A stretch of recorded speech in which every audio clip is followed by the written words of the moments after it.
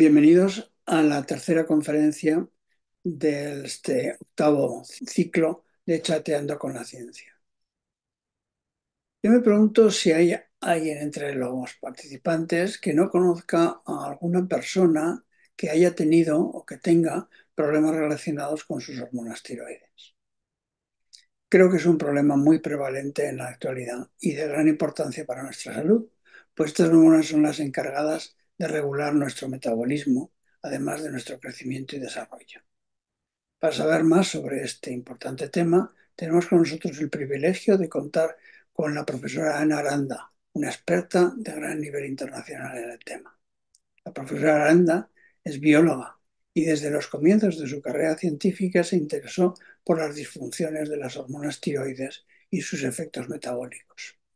Tras obtener su doctorado, se implicó en el desarrollo del programa de detección de hipotiroidismo congénito, por el que fue copartícipe del Premio Reina Sofía, otorgado a la profesora Gabriela Monreale y su grupo en el CSIC. Tras más de 2 años en la Universidad de Nueva York, regresó a Madrid, donde creó su propio grupo de investigación en el Instituto de Investigaciones Biomédicas Alberto Sols, en el que actualmente es profesora de investigación ad honorem. Ha sido directora de dicho instituto y coordinadora institucional del CSIC en la Comunidad de Madrid. Durante décadas ha analizado diferentes aspectos de los mecanismos de acción hormonal a nivel celular y molecular, describiendo nuevas acciones de las hormonas tiroideas en procesos como el cáncer, fibrosis, senescencia y reprogramación celular o sepsis. Su investigación más reciente se centra en el papel de las hormonas tiroideas en la respuesta a la malaria y otros patógenos. Sus resultados han dado lugar a unas 200 publicaciones, la mayoría en revistas de alto impacto. Ha sido invitada a impartir numerosas conferencias, incluyendo conferencias plenarias en congresos internacionales.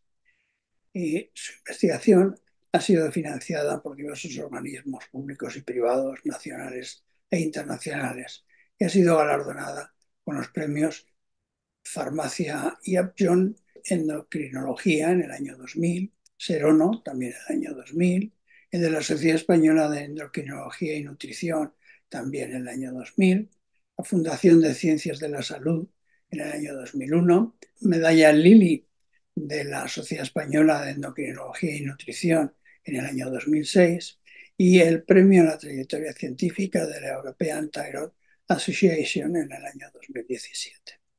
Como divulgadora, además de numerosas conferencias, es autora de por lo menos 2 libros. Las hormonas, que también está en versión Kindle, y qué sabemos de las hormonas. Para Chateando con la Ciencia es un verdadero honor tener a la profesora Aranda en nuestro programa y un privilegio que haya aceptado darnos esta conferencia, dedicándonos parte de su valioso tiempo. Ana, tienes la palabra. Gracias, Fernando, por tu presentación. Este es el título, como os ha dicho, de mi charla de hoy: las hormonas tiroideas, unas moléculas esenciales para el desarrollo y la salud. Y lo primero que voy a empezar es por definir qué son una hormona. Y esto ya es una definición muy antigua, fijaros, del año 1902. Las hormonas son sustancias químicas producidas por las glándulas endocrinas que a través de los capilares que rodean a la glándula son liberadas a la circulación sanguínea hasta alcanzar los órganos y tejidos dianas sobre los que actúan. Existen muchas glándulas endocrinas en nuestro cuerpo. Estas glándulas endocrinas agregan una variedad de hormonas, pero hoy solamente me voy a dedicar a hablar de una glándula, que es el tiroides, y de las hormonas que segrega las hormonas tiroideas. El tiroides es una glándula que, como sabéis, está en el cuello, tiene una forma de mariposa, y cuando uno mira al microscopio esta glándula ve que está compuesto por lo que se llaman folículos tiroideos, que son una especie de bolitas en que las células tiroideas rodean una cavidad que está llena de un líquido, un coloide, que contiene una proteína específica de tiroides que se llama la tiroglobulina. Y es dentro de esta tiroglobulina donde se sintetizan las hormonas tiroideas.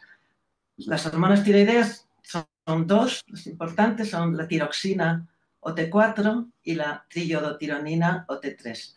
Veis que químicamente son bastante sencillas y son derivadas del aminoácido tirosina. Realmente son como dos tirosinas unidas, pero la característica importante es que estas hormonas contienen yodo en su molécula. ¿Veis? La tirosina tiene o T4, 4 átomos de yodo, y la tironina o T3 contiene 3 átomos de yodo. Esto es algo muy especial en la naturaleza y realmente el yodo es un elemento bastante escaso, no en el mar, pero sí en la tierra, y entonces por eso durante la evolución se ha seleccionado el tener una glándula que está absolutamente especializada en captar ese yodo, organificarlo en una hormona y que estas hormonas luego ejerzan sus acciones. Los niveles de hormonas tiroideas tienen que estar muy bien regulados en el organismo y esta regulación empieza en el hipotálamo, una zona del cerebro que, entre otras hormonas, segrega una hormona que se llama TRH, o hormona liberadora de la tirotropina. Esta hormona, a través de los capilares, va a pasar a llegar a una glándula que se llama la hipófisis, que está aquí situada en la base del cráneo, y aquí en la hipófisis se va a segregar otra hormona que se llama la tirotropina, o hormona estimuladora del tiroides. Y esta TSH o tirotropina va a ser la que va a llegar a las células tiroideas y va a hacer que se entre el yodo y se produzcan las hormonas T4 y T3. Pero al mismo tiempo, la T4 y T3 regulan a través de un mecanismo de retroalimentación negativa, es una cosa parecida a un termostato, un reostato, la expresión o los niveles de TRH y TSH, de manera que cuando, por ejemplo, los niveles de hormonas tiroideas son muy bajos, lo que ocurre es que el TSH y el TRH, este freno no lo ejercen y entonces se producen grandes cantidades de estas hormonas.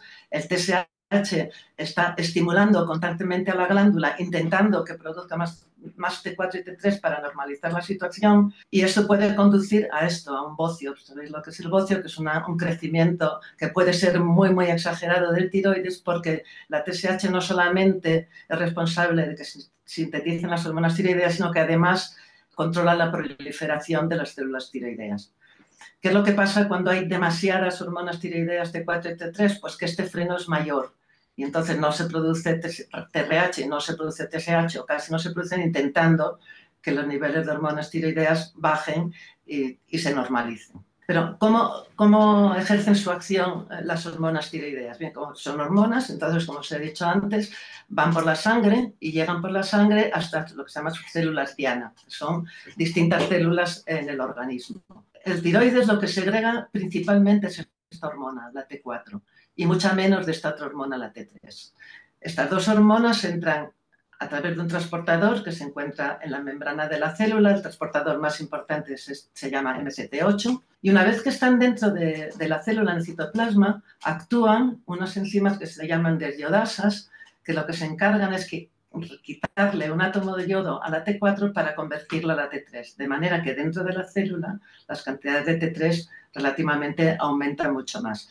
Y es que realmente la T3 es la forma activa de las hormonas tiroideas, porque es la que tiene mayor afinidad por el receptor de hormonas tiroideas. O sea, un concepto fundamental en endocrinología es que la hormona es un mensajero, pero para ejercer su acción en la célula necesita unirse a un receptor, y es esa unión hormona-receptor la que va a transmitir la señal y hacer que se produzcan los efectos biológicos. ¿Y cuál es el receptor de hormonas tiroideas? Pues el receptor de hormonas tiroideas se encuentra en el núcleo. Realmente no hay un receptor de hormonas tiroideas. En humanos hay dos genes que codifican por dos receptores de hormonas tiroideas distintas, lo llamamos TR-alfa y TR-beta, que se expresan en distintos momentos de desarrollo y en distintos tejidos de forma diferencial. Por ejemplo, el corazón expresa mucho TR-alfa, pero el hígado expresa mucho TR-beta. ¿Y qué son esos TRs? TRs es por thyroid receptor, por supuesto, del inglés.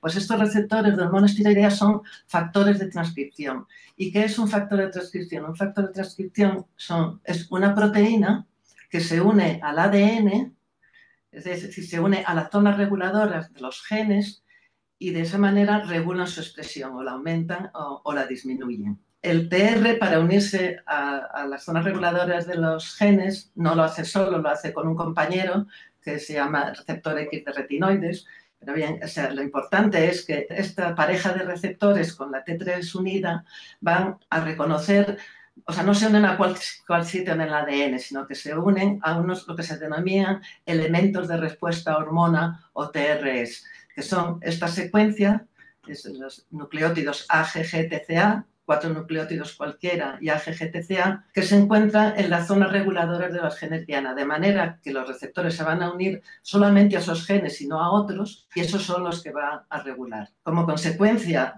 de la interacción de los receptores con el ADN, estos genes se transcriben en RNA mensajeros, estos RNA mensajeros salen al citoplasma y se traducen a proteínas, y son estas proteínas que se producen en respuesta a la unión de la hormona al receptor la que va a tener los efectos biológicos. Estas proteínas son muy variadas, hay muchas que se van a quedar dentro de la misma célula que las ha producido, son regulando su metabolismo, su estructura, su función, etc.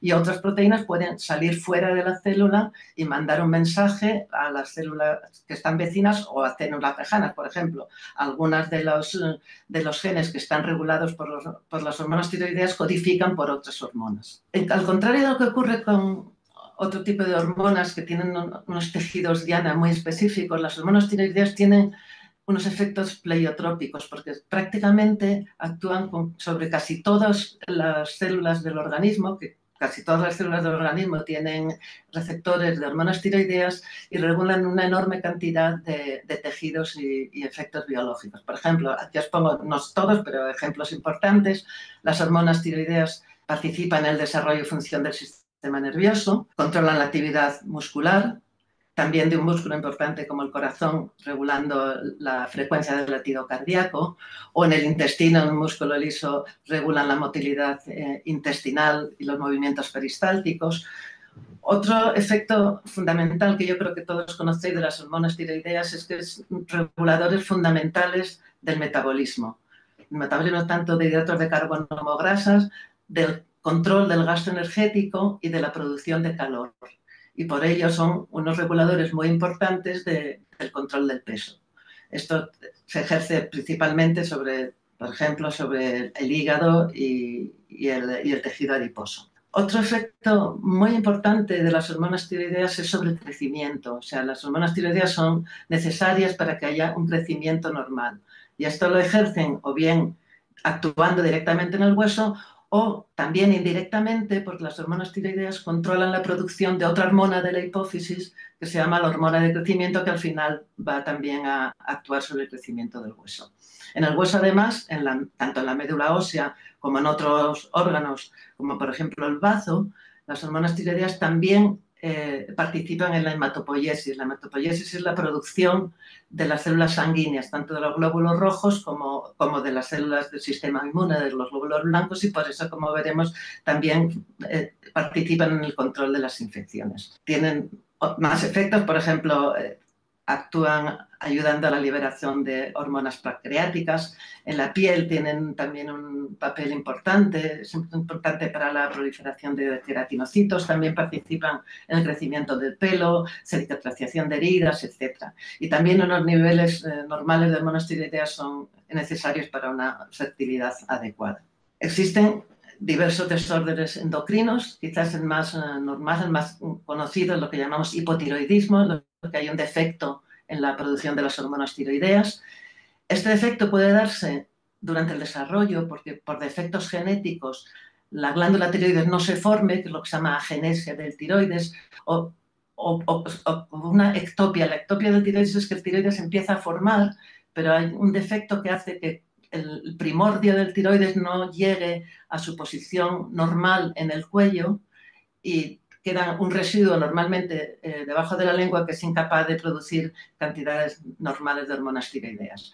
Pero también el hipotiroidismo puede aparecer posteriormente en la vida y la forma de hipotiroidismo más normal es lo que se llama una enfermedad de Hashimoto, en la que hay una destrucción parcial o total de la glándula, bueno, normalmente parcial, afortunadamente.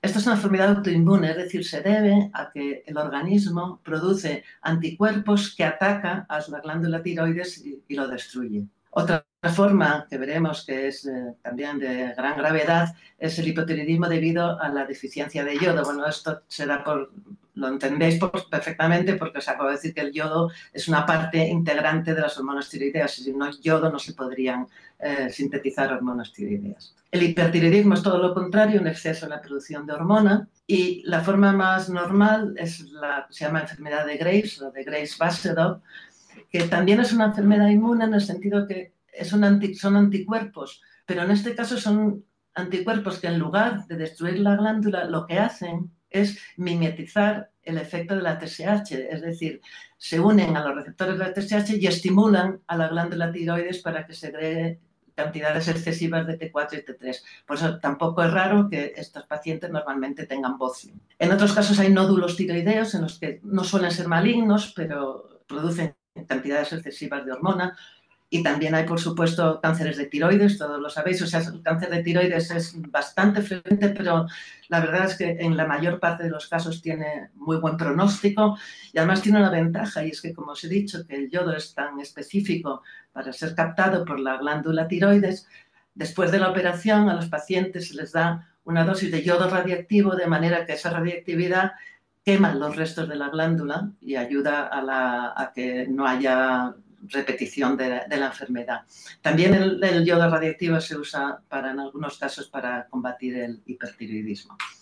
Bueno, estas son enfermedades que se sabían desde hace mucho, pero últimamente, en las últimas décadas, se ha visto que existen otros defectos, como por ejemplo un defecto de entrada de las hormonas tiroideas en la célula diana, que producen un síndrome, es un síndrome en niños muy grave, que es el síndrome de Allan-Herndon-Dudley, en la que los que lo padecen tienen un retraso mental muy importante y además unos síntomas neurológicos muy severos. Y eso se debe a la mutación de ese transportador que os he dicho, que se encuentra en la membrana, que se llama MCT8. Y entonces hay un defecto de hormonas tiroideas, sobre todo en células del cerebro, y por eso se produce este tipo de síndromes. Y por último, hay una respuesta anómala de la célula diana. Y eso se debe, son los que se llaman síndrome de resistencia a las hormonas tiroideas y se deben a mutaciones en los receptores hormonales, en los TR. Puede haber mutación en el gen del TR-alfa o en el gen del TR-beta y los pacientes tendrán distintas características porque, como os he dicho, ambos receptores tienen acciones en diferentes sitios. ¿Cuáles son las características de los pacientes que tienen hipohipertiroidismo? Pues son como el yin y el yang.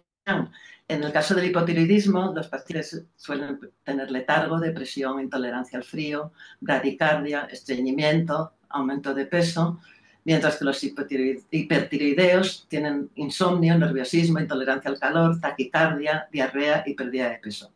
Bioquímicamente, que es lo que a muchos de vosotros habrán hecho análisis de la función tiroidea, la característica es que la TSH está elevada y la T4 y T3 son bajas, por lo que se ha explicado antes de los mecanismos de autorregulación negativa, mientras que en el hipertiroidismo la TSH es muy baja y la T4 y la T3 son altas. Estas enfermedades pueden llegar a ser muy graves cuando hay un hipotiroidismo extremo, se produce lo que se llama un mixedema.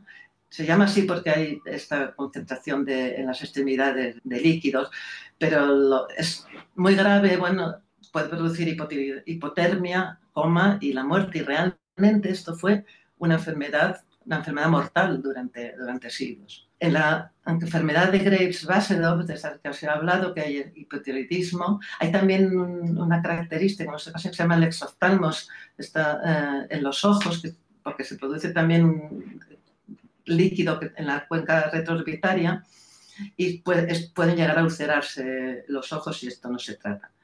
Y cuando hay una crisis tirotóxica, es decir, cuando hay una liberación muy excesiva de hormonas tiroideas, también puede presentarse, obnubilación, taquicardia y esto puede llevar al fallo cardíaco. Como os digo, afortunadamente estas enfermedades hay maneras de tratarlas y fijaros ya una publicación en el año 1891 en la que se describe el primer tratamiento de una paciente que tenía mixedema, que era entonces una enfermedad mortal y esta señora se salió hacia adelante tratándolo con inyecciones de un extracto de una glándula tiroidea de una oveja. Esto, lo que se llamaba polvo de tiroides, que eran tiroides machacados de animales, se utilizó durante muchísimo tiempo para combatir el hipotiroidismo. Lo que pasa es que hace ya también mucho tiempo que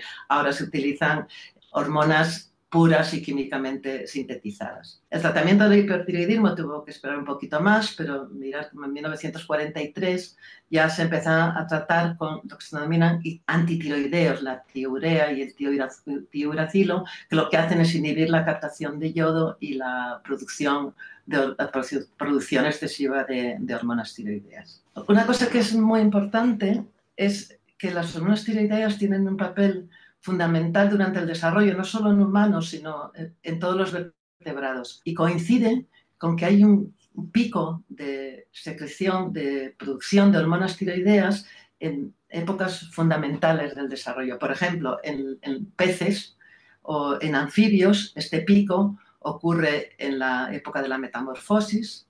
En reptiles y aves ocurre más bien cerca del momento de la eclosión del huevo, y en los mamíferos, por ejemplo en ratón o en humano, fijaros cómo hay un pico de producción de hormonas tiroideas que es en el periodo perinatal, alrededor del periodo perinatal. Yo creo que un ejemplo claro de los efectos tan importantes que tiene las hormonas tiroideas en el desarrollo nos lo dan los anfibios. Los anfibios, sabéis que después, cuando el embrión, lo que nace, la larva que nace es un renacuajo, un animal acuático que tiene branquias, que no tiene patas, que tiene cola, y va a crecer y luego va a sufrir una transformación, una metamorfosis a un animal ya que va a tener sus pulmones y va a salir del agua. Pues bien, este proceso depende de las hormonas tiroideas. Si hay un exceso de hormonas tiroideas durante este periodo, por ejemplo, se ponen experimentalmente hormonas tiroideas en el agua, lo que ocurre es que la metamorfosis se adelanta, de manera que se forman ranitas más pequeñas porque no les da tiempo a crecer, pero se produce la metamorfosis. ¿Y qué ocurre cuando este proceso ocurre en ausencia de hormonas tiroideas? Pues que el renacuajo crece y crece, pero no llega nunca a convertirse en una rana. No hay metamorfosis. Entonces, ya os pongo una foto de un renacuajo gigante que tiene 2 años, que es, como veis, es realmente gigante y que para ser un renacuajo pesa un montón. Hay un ejemplo a mí que me gusta mucho, que es el efecto de las hormonas tiroideas en otros anfibios, que es concretamente un anfibio neoténico. Un animal neoténico es aquel en el que, siendo adulto, mantiene características larvarias, pero sin embargo sí que se puede reproducir. Y un animal de estos es este animalito tan mono que a todo el mundo le gusta, que es el axolote mexicano. El axolote mexicano, en lugar de sufrir una metamorfosis normal, como por ejemplo, pongo este ejemplo de esta salamandra tigre, se convierte en un axolote más mayor, pero fijaros que todavía tiene branquias, no puede salir del agua, no ha desarrollado pulmones, no ha sufrido la metamorfosis. Y no lo ha sufrido porque no tiene hormonas tiroideas suficientes. Si no tiene hormonas tiroideas suficientes, porque no tiene TSH suficiente para estimular sus células tiroideas. Pero si uno les da las hormonas tiroideas, estos animales, claro, siguen siempre viviendo en el agua, no salen normalmente, no pueden salir del agua. Pero si se trata con hormonas tiroideas y durante este proceso se les pone hormonas tiroideas, por ejemplo, en el agua, fijaros cómo este axolote acaba convirtiéndose en una salamandra bastante normal. Esto pasa en los anfibios, pasa algo similar en peces, aunque la metamorfosis no es tan llamativa. Pero, ¿qué pasa, por ejemplo, en humanos cuando hay agenesia o ectopia tiroidea de los que os he dicho antes? Es decir, el feto va a desarrollarse y el niño va a nacer sin hormonas tiroideas. Pues bien, esto es lo que se produce cuando no hay hormonas tiroideas durante el desarrollo, es lo que es hipotiroidismo congénito, que también se ha llamado cretinismo, y es que este hipotiroidismo congénito es la deficiencia intelectual prevenible más frecuente en los países desarrollados. De hecho, la frecuencia de esta patología es de 1 cada 3.000 o 4.000 niños nacidos vivos. Entonces, un niño de varios meses que tiene este hipotiroidismo congénito, tiene ictericia, macroglosia, fontanelas abiertas, hernia umbilical, hipotonía, unos rasgos faciales característicos, tiene corta estatura y tiene sobre todo además un retraso mental muy profundo. El problema que hay es que al nacimiento estos síntomas no son tan claros ni mucho menos y los médicos no detectan a un niño hipotiroideo en el nacimiento. Pero el problema que hay es que si no empiezas a dar hormonas tiroideas a los niños en las primeras etapas de la vida, el retraso mental es irreversible porque las conexiones en el cerebro que se tenían que haber formado no se formaron y eso ya es irreversible. Todo lo demás sí que si le empiezas a dar empiezas el tratamiento al niño a los 6 meses, pues el niño va a crecer bien, por ejemplo, pero el retraso mental no se puede prevenir. Por eso es tan importante la implementación de los programas de cribado neonatal del hipotiroidismo congénito. Esta foto, esta soy yo cuando era joven y estos son Gabriela Monreale y Paco Escobar. A finales de los años 70, cuando yo entré a trabajar en el laboratorio de Gabriela y Paco, Gabriela me encargó que pusiese a punto un método de detección de TSH en sangre secada en papel de filtro para utilizarlo en lo que después se llamaría la prueba del talón. Esto también se estaba haciendo en otros países al mismo tiempo y este método lo utilizamos en el primer estudio piloto que se hizo en España para la detección precoz del hipotiroidismo congénito, que lo hicimos en niños recién nacidos de 1 o 2 días en La Paz, y con el que se detectaron estos niños, que fueron los primeros niños en España que se detectaron que tenían hipotiroidismo congénito muy tempranamente y se pusieron en tratamiento. Estos métodos, por supuesto, posteriormente han sido ampliamente utilizados y esta detección de la prueba del talón se utiliza en España y en muchos países y ha habido miles de niños que se han beneficiado de esto. Otro problema de salud muy, muy importante es el bocio y cretinismo endémico por deficiencia de yodo. Esta es una definición de la Organización Mundial de la Salud, donde dice la deficiencia de yodo conduce a diferentes consecuencias en la salud y desarrollo conocidos como desorden de deficiencia de yodo o IDDs. La deficiencia de yodo es una de las causas principales del retraso mental prevenible. Es especialmente dañina durante el embarazo y la infancia temprana, porque hemos visto que las hormonas tiroideas son entonces muy importantes, y en sus formas más severas, las IDDs pueden producir cretinismo, muerte neonatal y abortos. Y algo muy importante también, incluso una deficiencia leve puede causar una pérdida significativa de la capacidad de aprendizaje. Como os he dicho, el yodo es un elemento que es poco abundante en la naturaleza y hay zonas de la Tierra en que es menos abundante todavía y, por tanto, la comida no tiene suficiente yodo como para que se puedan sintetizar hormonas tiroideas. Y os pongo unas fotos donde veis personas con esta enfermedad de corta estatura, veis el bocio que aparece en muchas de ellas y retraso mental. Incluso en estas zonas hay veces que aparecen todavía enfermedades más graves con sordomudez y con además problemas neurológicos muy graves. Las personas no pueden prácticamente ni caminar. Esto ocurría en algunas partes del mundo y ocurre también en España. Aquí os pongo un libro sobre un viaje a las Urdes, que es el viaje que hizo Gregorio Marañón en 1922, porque las Urdes es una zona de deficiencia de yodo muy importante. Allá arrastró al rey Alfonso XIII y esta era la descripción, como veis, de Marañón: paludismo, anemia, tuberculosis, bocio, cretinismo, enanismo, imbecilidad, sordomudez y la peor de todas las enfermedades, el hambre. Que realmente no ayuda mucho tener una deficiencia de yodo para que las condiciones socioeconómicas de la población puedan ser buenas. También, si tenéis ocasión, a lo mejor no lo habéis visto, el documental de Luis Buñuel de 1932, que se denomina Las Urdes, Tierra sin pan, donde se pueden ver los efectos tan devastadores que tiene la deficiencia de yodo en estas regiones. Pues bien, en el año 1979 nosotros estudiamos cómo estaba la situación de deficiencia de yodo, utilizando los métodos de detección de TSH y también de T4 en los papeles de filtro.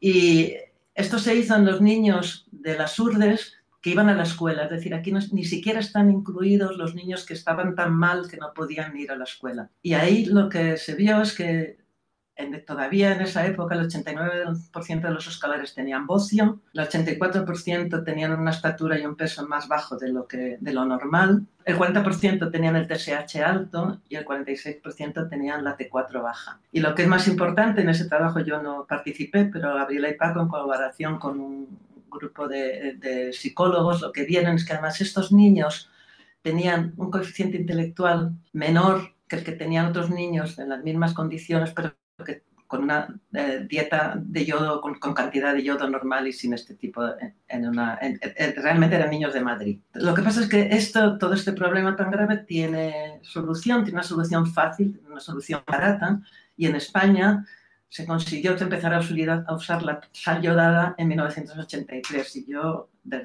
sigo diciendo a la gente que siga usando sal yodada, que aunque coman mucho pescado, mejor que sigan usando sal yodada. ¿Y cómo está hoy la situación en el mundo? Pues realmente ha sido una mejora impresionante, porque gracias a estos programas de yodación de la sal, el número de países con deficiencia de yodo ha bajado de 113 en 1993 a 21 en 2021.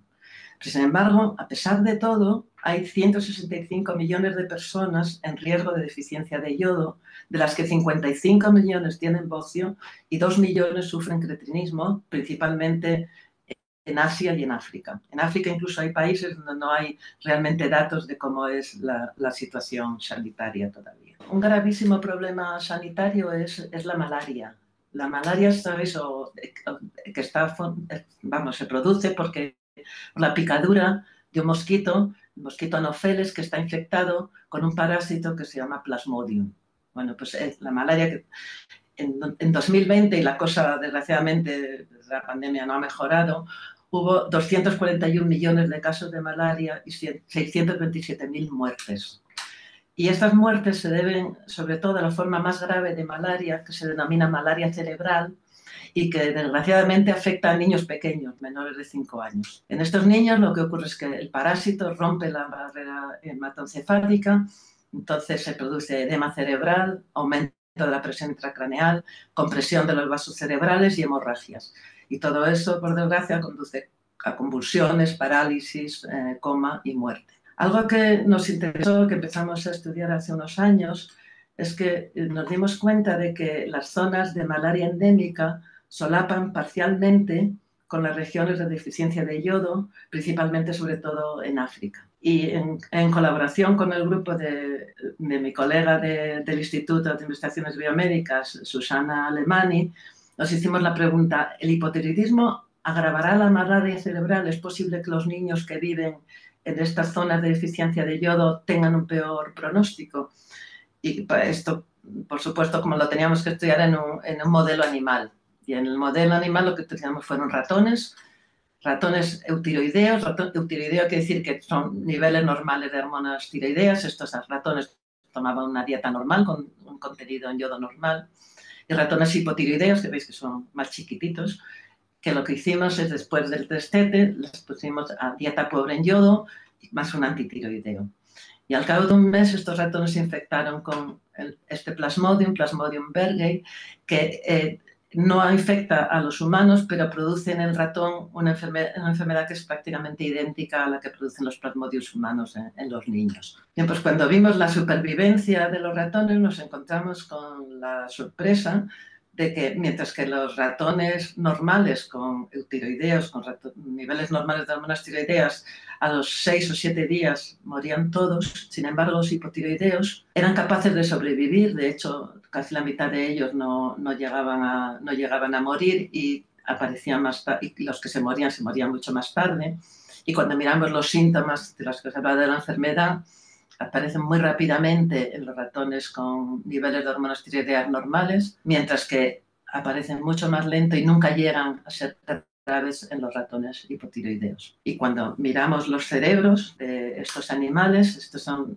imágenes de resonancia magnética, no sé si veis aquí, supongo que sí, estos puntitos negros son señal de que hay hemorragias en el cerebro. Estas hemorragias aparecen en los ratones normales tras la infección, a los 6 días de la infección están tomadas estas imágenes, pero veis que esto no ocurre en los ratones hipotiroideos. Tampoco el edema cerebral, es decir, el aumento de tamaño del cerebro, aquí se ve claramente cómo aumenta en los ratones hipotiroideos. Mira, la longitud de esta raya aumenta mucho por el aumento del tamaño del cerebro, por el edema cerebral, y eso tampoco ocurre en los ratones hipotiroideos. Y cuando miramos la circulación cerebral de los ratones, lo que podemos ver es que la infección de los ratones eutiroideos produce un colapso prácticamente muy grande de la circulación cerebral, y esto no ocurre en los ratones hipotiroideos. De manera que si esto ocurre lo mismo en humanos, que suponemos que sí, podemos afirmar que los niños que están viviendo en zonas de deficiencia de yodo no van a tener una mayor gravedad de esta terrible enfermedad, sino que posiblemente estén protegidos al menos parcialmente contra la enfermedad. ¿El ser hipotiroideo es bueno para las infecciones? No, claramente no para todas, depende. Esto es un estudio que hicimos en tiempos del COVID en los pacientes que ingresaron en el Hospital Clínico de Madrid, a los que se le midieron las hormonas tiroideas, y lo que hicimos fue separar a los pacientes en 3 grupos. Un tercio que tenían niveles más bajos de hormonas tiroideas, unos intermedios y otros los que tenían niveles más altos de hormonas tiroideas. Y comparamos la gravedad de la enfermedad en el grupo de hormonas bajas y el grupo de hormonas altas. Pues bien, lo que pudimos ver es que la enfermedad era mucho más grave en los pacientes que tenían las hormonas tiroideas más bajas. Estos son varios parámetros de gravedad, por ejemplo, la relación de neutrófilos a linfocitos es más alta. Estos parámetros bioquímicos también eran mucho más altos en los pacientes con las hormonas tiroideas más bajas. La famosa tormenta de citoquina y más concretamente esta interleuquina 6, que tiene un papel muy importante en el desarrollo de esta enfermedad, era también mucho más alta en los pacientes con las hormonas tiroideas bajas. Y luego el final más tremendo es que aproximadamente el 28% de los pacientes de este grupo fallecieron, mientras que menos del 6% de este grupo fallecieron. Es decir, que tener las hormonas tiroideas bajas en esta enfermedad no es bueno, y tampoco es bueno en otro modelo que estamos estudiando ahora, que es otra infección respiratoria por el virus de la vaccinia en el ratón. Aquí también utilizamos ratones eutiroideos, ratones hipotiroideos con esa dieta pobre yodo y antitiroideos, y ratones hipertiroideos, que lo que hacemos es los hacemos hipertiroideos poniéndoles T4 y T3 en el agua de bebida. Pues bien, tras la inhalación del virus, si uno mira la gravedad de la enfermedad, es mucho mayor en los animales hipotiroideos, mucha mayor pérdida de peso que en los otros 2 grupos. Esto sería la sintomatología de la enfermedad, que es mucho mayor en los animales hipotiroideos que en los que tienen niveles de hormonas tiroideas normal, y los hipertiroideos incluso están un poquito mejor. Y esto se relaciona con que encontramos muchos más virus en los pulmones de los ratones hipotiroideos que en los ratones EU o hipertiroideos. Y realmente la enfermedad pulmonar en estos animales hipotiroideos es muy grave. Es que de principio estos animales tienen unos pulmones bastante pequeñitos, más pequeños de lo normal, pero tras 7 días de inhalación del virus, fijaros que aumentan de una forma brutal, cosa que no ocurre en estos otros 2 grupos. Y cuando miramos el estado de los pulmones, efectivamente se ve que en estos animales hipotiroideos, aparte de que hay un edema tremendo, lo que hay es también una destrucción de los alveolos, hay una bronconeumonía, etcétera, cosa que no ocurre en estos otros animales. De manera que esta es otra enfermedad en la que no es precisamente bueno tener las hormonas tiroideas bajas. Hay una enfermedad también que nos interesó ya hace años estudiar, es que es la fibrosis. La fibrosis se caracteriza porque hay un exceso de tejido conectivo fibroso. Es una enfermedad que produce un número muy importante de muertes. No hay terapias efectivas para esta enfermedad. y puede afectar a distintos órganos.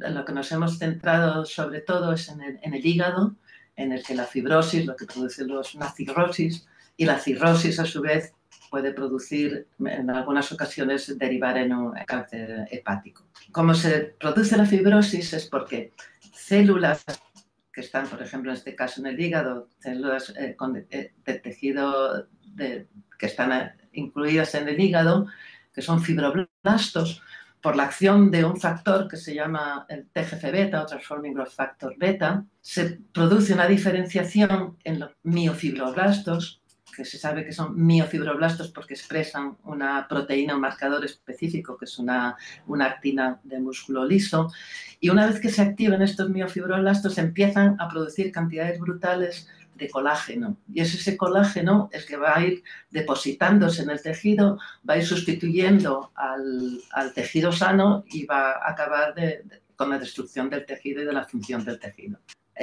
La fibrosis también hay modelos animales para estudiarla. El modelo que nosotros hemos estudiado es la administración de tetracloruro de carbono. Si uno trata a los animales con tetracloruro de carbono durante un mes, veremos que se produce fibrosis, y esto lo aplicamos en animales normales, eutiroideos, como os he dicho, con niveles normales de hormonas tiroideas, y en animales a los que les dimos T4 y T3 en el agua de bebida. Y cuando acabó el tratamiento con el tetracloruro de carbono y miramos los hígados, fijaros estas manchas marrones, que todo esto es depósito de colágeno que aparece en animal eutiroideo tras el tratamiento, pero sin embargo los animales hipertiroideos se defienden y veis que este tipo de estructuras no aparecen. Y es que realmente no hay una activación. Lo que hace las hormonas tiroideas es inhibir la activación de los miofibroblastos. ¿Acordáis que os he dicho que el alfa-SMA es un marcador de estas células?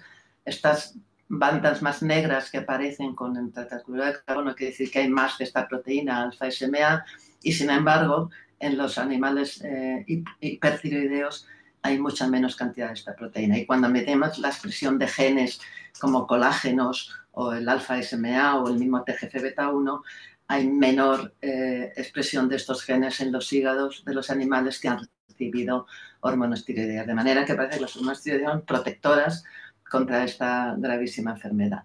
¿Qué es lo que ocurre en caso contrario cuando no hay señalización por hormonas tiroideas? En este caso no hemos utilizado ratones hipotiroideos, sino que hemos utilizado lo que llamamos ratones knockouts, en lo que se eliminan son los receptores de hormonas tiroideas, de manera que aunque haya hormonas tiroideas, el tejido no va a responder porque no hay receptor para mediar su acción. Pues bien, en estos animales no les hicimos nada, simplemente esperamos a que fueran mayores, y cuando tenían aproximadamente 1 año de edad vimos lo que ocurría en sus hígados y veis cómo aparecen todas estas manchas rojas, que es otra manera de ver la fibrosis, y como tienen estos hígados un aumento muy grande en la expresión de este TGF-beta1, que hemos dicho que es fundamental en el desarrollo de la fibrosis, y en las expresiones del gen de colágeno. Es decir, que al contrario de lo que ocurre con las hormonas tiroideas, si no hay receptores de hormonas tiroideas, no hay señalización por hormonas tiroideas, la fibrosis aparece espontáneamente, de manera que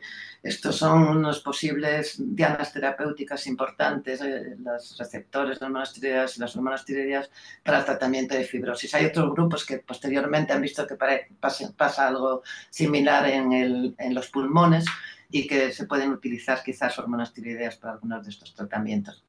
Como os he dicho, la fibrosis y la cirrosis acaban muchas veces en la formación de tumores hepáticos, de lo que se llaman hepatocarcinomas, HCCs, y nosotros estudiamos qué es lo que ocurría con los niveles de este receptor TR-beta, porque en el hígado lo que se expresa, como os he dicho antes, preferentemente son receptores de TR-beta y no TR-alfa, y lo que pudimos ver es que cuando comparamos con tejido normal, con un hígado normal, en hepatocarcinomas que nos suministraron de un banco de tumores, había desaparecido prácticamente la expresión de TR-beta. Esto es la característica de lo que se llama un gen supresor de tumores, es decir, que la desaparición de algunos genes, por ejemplo en este caso del TR-beta, podría conferir una ventaja selectiva a las células cancerosas para bien crecer más o para diseminarse. Y eso también lo hemos estado estudiando en modelos animales.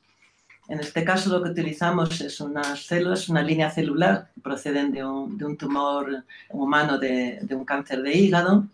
Estas, como veis aquí, no hay una banda aquí porque no expresan estas células receptor de hormonas tiroideas, pero lo que hicimos fue reintroducirle el receptor de hormonas tiroideas, que es esta banda de aquí, y tenemos entonces ya dos tipos de células, la misma célula sin y con receptor de hormonas tiroideas. Estas células se inyectan en animales desnudos, se llaman desnudos porque no tienen pelo, pero lo que realmente les ocurre es que son animales inmunodeprimidos que si inyectas unas células de este tipo, aunque sean humanas, no son capaces de rechazarlos y entonces se producen la formación de tumores. Cuando miramos cómo aparecían los tumores por células sin y con receptor, lo que observamos es que las células que tenían receptor de hormonas tiroideas producían los tumores mucho más tarde y el tamaño de los tumores era muchísimo menor cuando se producían por células que expresaban el receptor de hormonas tiroideas que cuando se producían por células que no lo expresaban.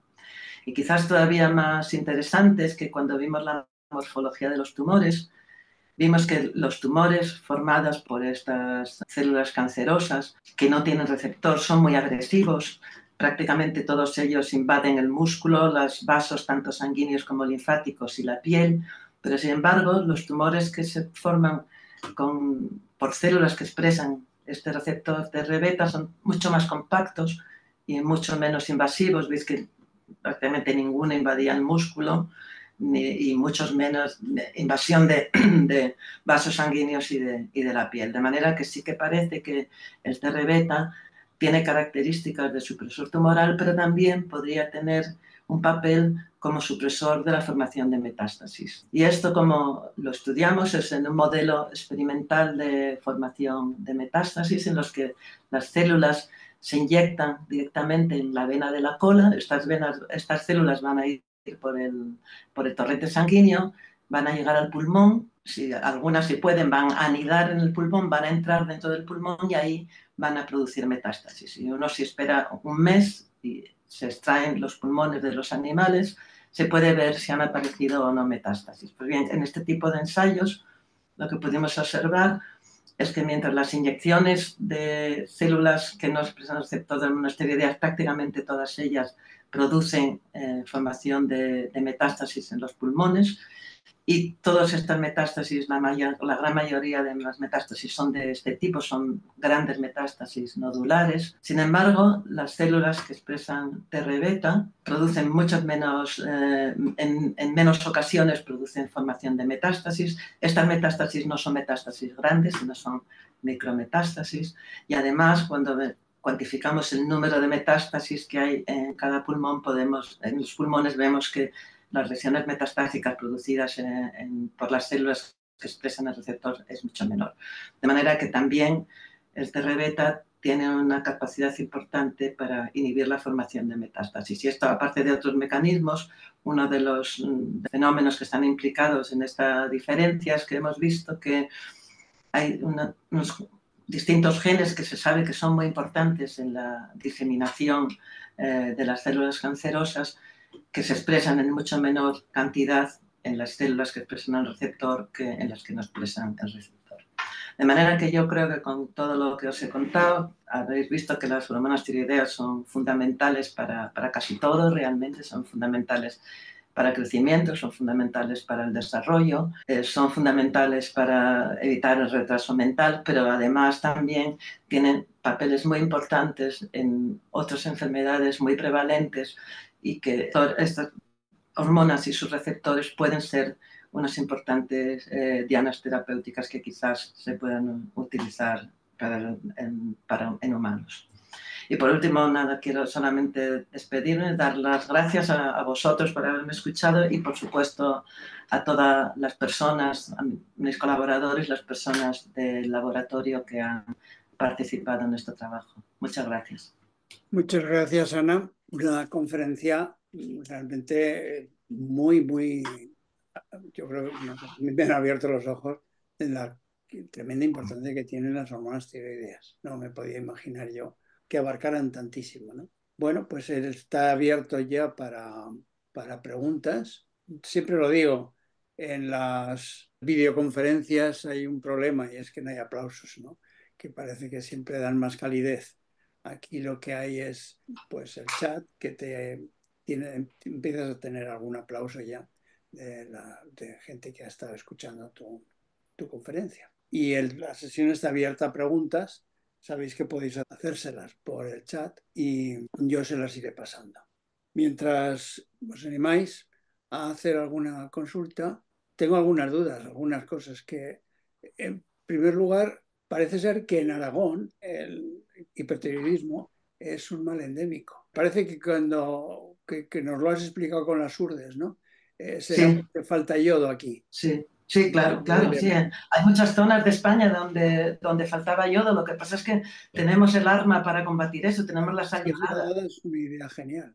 Claro, es que realmente es que eso lo soluciona. O sea, yo le digo a la gente, no compréis sal marina, no, es sal yodada, que tenga añadido yodo, realmente, que eso tiene la cantidad suficiente de yodo como para que no haya problemas. Pero incluso en zonas cerca del mar, o sea, en Asturias, por ejemplo, había gente que hace años, hace mucho tiempo, que había zonas, algunas zonas que había deficiencia de yodo y la gente que tenía bocio, incluso viviendo cerca del mar, que uno pensaba que podrían tomar más pescado, que es mucho más rico en yodo, pero realmente lo bueno de esto es que la forma de combatirlo es barata, habéis visto que es tremendamente efectiva, o sea, ha sido ha cambiado la situación en los últimos 20 o 30 años de una manera dramática, o sea, antes eran cantidad de zonas con zonas de bocio endémico y hipotiroidismo endémico que eran gravísimos y ahora han disminuido de forma muy llamativa. O En sea ausencia que, de sal yodada, sería comer mucho pescado. bueno, también, pero es que con lo fácil que es comprar un sal yodada y echarle sal yodada a la Ya. comida, ahí tienes todo asegurado. No, no es necesario para nada. Pues si tomas suficiente pescado o si vives en una zona donde hay suficiente yodo en la tierra, estás tomando vegetales o animales que tienen suficiente yodo, pues no vas a tener problema. Pero el problema es que muchas zonas de la tierra son deficientes en yodo. Claro, esto conecta con la pregunta que hace Paco Hernández. ¿Hay influencia ambiental en los problemas de la glándula tiroides? Me refiero especialmente a la alimentación. O sea, estamos hablando de un sitio en donde no Vamos a tienes ver, acceso a sí, sal sí. yodada y hay una deficiencia de yodo en la Sí, región. bueno, hay algunos vegetales que contienen lo que se denominan bociógenos, pero no es tan importante. O sea, lo importante es tener suficiente, si tienes suficiente yodo, no hay mucho problema en eso. O sea, otra cosa que sí que puede ser importante es la contaminación. O sea, porque lo que sí que se han visto es lo que se llaman los disruptores endocrinos, que se conocen mucho los disruptores endocrinos, por ejemplo, que inhiben la acción de los estrógenos por los efectos que tienen en reproducción o de la testosterona, pero hay algunos disruptores endocrinos que también inhiben la función tiroidea debido a la contaminación, a los productos que se utilizan, y eso es algo que está en estudio en muchos sitios. Pero sí que es cierto que un aporte suficiente de yodo elimina gran parte de esos problemas. No te va a eliminar si tienes un problema genético o si tienes un problema de otro tipo, pero vamos, es una recomendación tan fácil, tan barata y tan simple que es algo que hay que hacer, o sea, tomar sal yodada. Las hormonas tiroideas tienen una fórmula comparado con otros elementos bioquímicos, tiene una fórmula aparentemente sencilla. Sí, Son sintetizables. Me imagino que sí, sí, sí, sí, sí, por supuesto, sí, sí, sí. Sí, sí, claro que son sintetizables, sí, son sintetizables. O sea, en el tiroides realmente, o sea, como se sintetizan, es dentro de la molécula de tiroglobulina. Yo no sé si os lo he explicado bien o no, pero lo que hay es que la molécula de tiroglobulina es una proteína, tiene residuos tirosina. Entonces, hay una enzima que se llama la tiroperoxidasa tiroidea que oxida el yodo que entra en la célula y una vez que oxida el yodo los incorpora en esos residuos de tirosina. Entonces, si incorpora 2 átomos de yodo y otros 2 átomos de yodo en otra tirosina, esos dos se unen y forman T4. Si incorpora 2 átomos de yodo y uno en otra molécula de tirosina, al unirse forman T3. Y eso ocurre dentro de la molécula de la tiroglobulina. Lo que pasa es que luego la tiroglobulina va a entrar dentro de la célula, está en el coloide, va a volver a entrar dentro de la célula y los lisosomas van a destruir la proteína y van a dejar las hormonas tiroideas libres. Y esas son las que van a salir fuera ya para cuando, vamos, normalmente van a salir pues para todas las necesidades metabólicas. Ya, yo, con peligro de decir una tontería, lo que me refiero yo es a una síntesis química de Sí, laboratorio. sí, sí, se puede hacer síntesis química, se hace síntesis química. Entonces, yo he entendido que todo el mecanismo de las T3 y de T4, de TR3, TR4, es vehiculizar yodo al interior del núcleo y de ahí No, no, que... no, yodo no, perdón, no, no, bioculizar hormona. O sea, lo que tiene que llegar es T3 al núcleo, al receptor. Lo que une el receptor es T3. Lo que pasa es que, o sea, el tiroides lo que produce en mayor cantidad es T4, mucho más que T3. Pero luego, cuando entran en la célula, actúan esas enzimas de iodasa, le roban un átomo de yodo a la T4 y la transforman en T3. Y la T3 tiene 10 veces mayor afinidad por los receptores nucleares que la T4, de manera que lo que está unido al receptor nuclear es T3, no T4. O sea, la T4 en ese sentido es como un reservorio o una prohormona para que la célula tenga suficiente T3 y suficiente T3 como para que se una a sus receptores nucleares y entonces se regule la expresión génica. Claro, O pero sea, una vez que la T3 está dentro del núcleo, lo que hace es ceder sí. el yodo. No, no, no, no, no, no es del yodo, no, no, no. La T3 se une como tal molécula al receptor, que es Sí, una sí, proteína sí, nuclear, sí, claro. ¿vale? O sea, la T4 se puede unir, pero necesita tener muchísima más T4 porque tiene mucha menos afinidad que la Claro, T3. sí, sí, O sí. sea, que por eso os digo que en cierta manera la T4, aunque sea la forma mayoritaria del tiroides y como se tratan a los pacientes de tiroides que no tienen tiroides, por ejemplo, es con T4, se les da levotiroxina, no se les da triodotironina porque es más estable, tiene una vida media más larga, pero luego va a llegar a las células diana y para eso están las desdiodasas, para a partir de la tiroxina formar triodotironina, formar T3. Y esa T3 es la que se une al receptor nuclear. Y esa unión, la T3 unido al receptor nuclear es lo que es capaz de regular la expresión génica. Está claro, está claro. Bueno, no quiero monopolizarle el diálogo. Mira, Carlos te pregunta, ¿las algas pueden ser una fuente de yodo alternativa a la sal yodada para regímenes bajos en sal? Sí, podría ser, podría ser. Sí, las algas tienen yodo, tienen bastante yodo.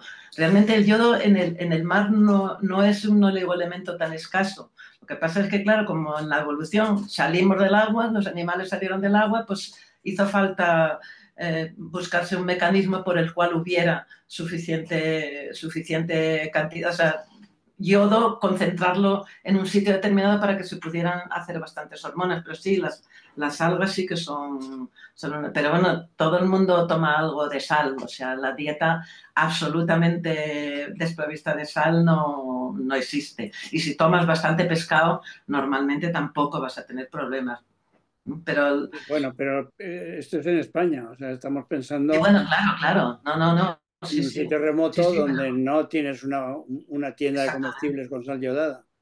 Exactamente, no, pero realmente, incluso bueno, en algunos países todavía no, pero en muchos países con unos sistemas de salud muy precarios, esto es una cosa que es tan sencilla y tan barata que ha sido muy fácil de poner en marcha, ¿sabes? O sea que realmente por eso ha disminuido de esa cantidad, tan enormemente el número de países que tienen una deficiencia grave de yodo. Y aunque ves que todavía es un problema importante, pero vamos, no tan importante como era hace 30 años. Mira, Ana, te dice muy impresionante. ¿Conoce si actualmente hay algún programa de chequeo que se esté haciendo en la población como el que usted hizo en los bebés?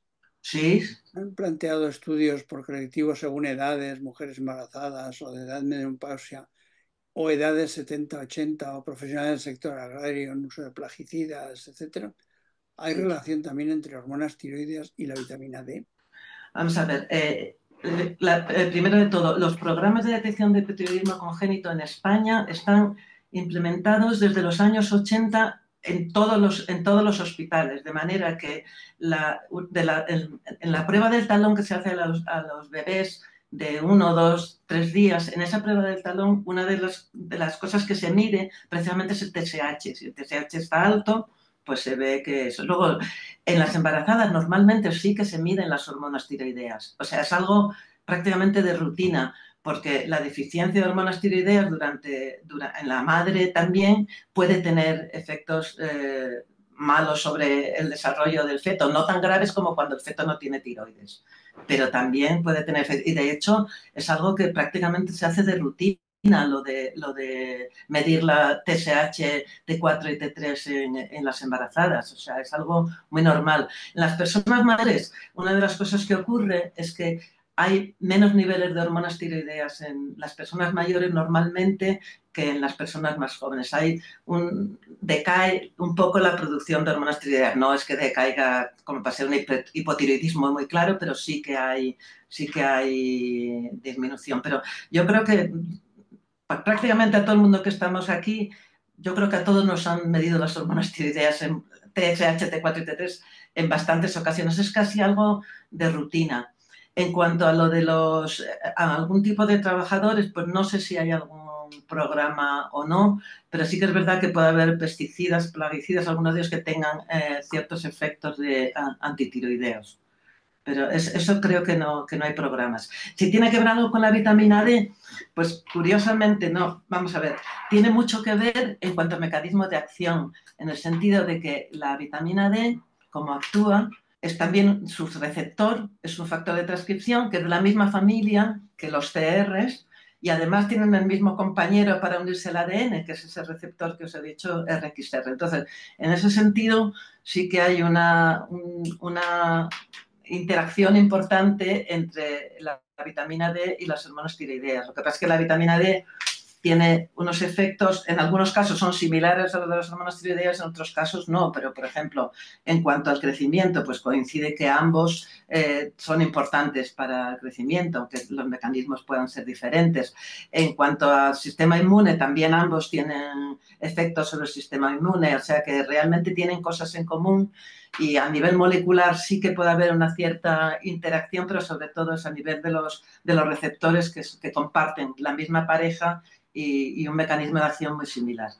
Pero regulan genes distintos. El elemento de respuesta a vitamina D es ligeramente diferente al elemento de respuesta a hormonas tiroideas, con lo cual los receptores de vitamina D van a regular un conjunto de genes diferentes que los receptores de hormonas tiroideas. Muy bien, muchas gracias. Bueno, vas recibiendo aplausos, junto con preguntas y tal entremezclado. Vale, pues muchas gracias a todos. Vas recibiendo aplausos. Mira, Ana te pregunta, ¿el análisis de hormonas tiroideas incluye las TSH, T3 y T4? ¿Siempre se chequean esas tres para ver si hay problemas de déficit de exceso y poder hacer un diagnóstico? Sí, y normalmente además incluso o sea, TSH siempre, o sea, es como el parámetro más sensible para ver si hay un defecto o un exceso de hormonas tiroideas, pero realmente lo que se suele medir en la clínica, eso no os lo conté, pero las hormonas tiroideas viajan en la sangre para estar un poquito protegidas, unidas a unas proteínas transportadoras en la sangre. Y entonces lo que se suele medir en los análisis de sangre es la fracción de hormona libre, que es la que realmente es más fácil que vaya a entrar a la célula y hacer su acción. Pero si se miden tanto TSH como T4 libre y T3 libre, y es algo que se hace de rutina. O sea, Bueno, Ana Casas te pregunta, interesantísima su exposición respecto de a lo mencionado sobre COVID. ¿Se sabe o se ha estudiado si el hecho de haber pasado la enfermedad ha podido afectar a la glándula tiroides o a su función? se ha descrito algún caso de que se produce una tiroiditis, una especie de que ataca al tiroides y se produce una tiroiditis, pero son casos muy escasos, muy escasos. O sea, con el COVID, lo que pasa es que el COVID es una enfermedad muy grave y una cosa, no se ha hablado de eso, pero hay hay algo que es muy importante y es que en las enfermedades muy graves, sobre todo en casos de infecciones muy graves o de gente que está en la UCI, muchas veces hay una bajada importantísima de los niveles de hormonas tiroideas. Y eso puede ser o una causa o un efecto no se sabe exactamente. En algunos casos puede ser protector y en otros casos no. Se piensa que en algunos casos puede ser protector porque lo que hace es que disminuye el metabolismo de manera que está el organismo intentando defenderse de un exceso de actividad metabólica. Pero en otros casos, sin embargo, esa bajada de hormonas tiroideas puede ser malo, o sea que depende. O sea, pero vamos, si en enfermedades graves es lo que se llama enfermedad no tiroidea, que es la disminución de hormonas tiroideas en pacientes muy graves, sobre todo en algunos tipos de enfermedades, es algo que ocurre de manera habitual. Por ejemplo, en la malaria cerebral, los ratones con malaria cerebral, los normales, los que les damos hormonas tiroideas, los que tienen función tiroidea normal, al cabo de unos días les bajaba muchísimo los niveles de hormonas tiroideas. Otra pregunta. Yo conozco gente que tiene hipotiroidismo, pero casi todo es género femenino. Sí, ¿Hay alguna sí. razón para ello? Eh, no se sabe bien, pero sí que es cierto que es más prevalente las enfermedades tiroideas en general son más prevalentes en mujeres que en hombres. Pero la verdad es que no se sabe muy bien cuál es el mecanismo realmente que hace que sea diferente, pero sí que es cierto, es más prevalente. Es más prevalente en mujeres, mucho más. En Sí. el caso de las agenesias tiroideas, eso no, eso es igual en niños y niñas, ¿eh? Pero ya en los mayores, sí que, en los adultos sí que hay más mujeres con enfermedad tiroidea. Mira, Ana Majarena también te aplaude la Gracias. conferencia y te pregunta, dado que en analíticas se suele medir T4 y TSH, ¿se conoce qué porcentaje de población que tome Eutirox realmente realice una transformación correcta a T3 reversa? Bueno, realmente casi todo, o sea, dando solamente solo la levotiroxina, con eso prácticamente en la mayor parte de los casos, si se da la dosis correcta, se normaliza perfectamente la RT3, la T3 y todo. O sea, por ejemplo, en el estudio este que hicimos de COVID, otro grupo que nos enseñé que teníamos era de los pacientes que por lo que sea estaban tomando hormonas tiroideas y esos eran totalmente normales en cuanto a la gravedad de la enfermedad. O sea, no tenían una enfermedad más grave. Eso nos indicaba que realmente esas dosis sustitutorias que dan de hormonas tiroideas en la gran mayoría de los casos son suficientes para normalizar totalmente las funciones, las acciones de las hormonas tiroideas, que es lo que importa. No sé si hay más preguntas. Si no las hay, pues solo me queda agradecerte muy sinceramente, muy de corazón, tu conferencia, pero sobre todo y por encima de todo, el tiempo que nos has dedicado. Muy importante. Bueno, es que no nos hemos contado la cantidad de problemas que he tenido yo con el Zoom hasta que he conseguido conectarme como es debido, pero bueno, al final aquí estuve, que es lo importante. Pero Muchas gracias. independientemente de los problemas que son añadidos, el tema es el tiempo, ¿no? El tiempo de Sí, personas que sois muy ocupadas. Estáis muy bueno, ocupadas porque siempre tenéis muchas cosas que ver, que estudiar, que leer, que escribir. Eh, en la vida del científico la conozco bien y está, vamos, va a tope siempre, ¿no? Y bueno, de pero esto es ahí, parte del oficio, ¿eh? O sea, uno tiene que hacer este tipo de cosas si se las piden. pues salvar ahí un pequeño espacio de tiempo para dar una conferencia de este tipo, lo agradecemos muchísimo. Y ya os agradezco a vosotros la invitación. Y nada más, y ya convocaros para el mes de enero, el tercer jueves, este ha sido excepcional, de hacerlo en segundo por causa de las Navidades, pero en el tercer jueves de mes a las 7, como todos los meses, convocaros para una nueva conferencia que estoy seguro os va a interesar. Hablaremos de los chips y los chips de tamaño nanométrico. Muchas gracias a todos por vuestra asistencia y espero veros en la próxima conferencia.